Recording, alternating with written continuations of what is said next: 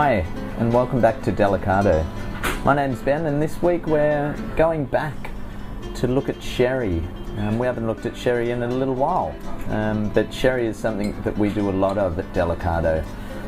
There's a great range of sherries, so it's something that we should visit quite often, and today we're looking at a producer called Alvear. Alvear comes from outside the classic sherry triangle. The sherry triangle is based around three towns: San Luca de Barrameda, Puerta de Santa Maria, and Jerez de la Frontera.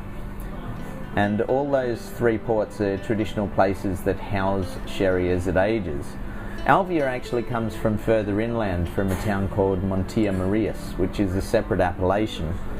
But like traditional sherry country, there's the famous white Albarissa soils, and it's stinking hot there. So unlike sherry, which is traditionally fortified, Alvear wines are actually natural alcohols, and in this case it's 17%.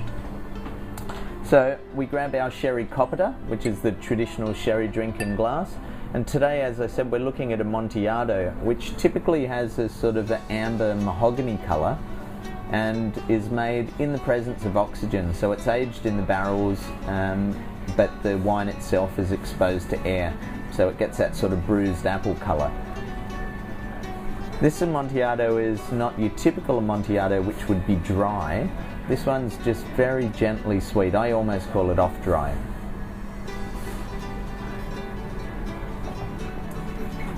And in typical sherry fashion, it has quite bracing acidity and a really lovely mouth texture, and goes beautifully with Spanish Tapas. This one, unlike the lighter Finos and Manzanillas, is a bit richer, so it can handle richer dishes. So I'd have it with, prawns thrown on the barbie, some nice Spanish ham, or a nice cheese. So if you're thinking of sherry, maybe try one that's, not your usual dry sherry, but something a little bit richer, and Amontillado. And we'll see you next time at Delicado.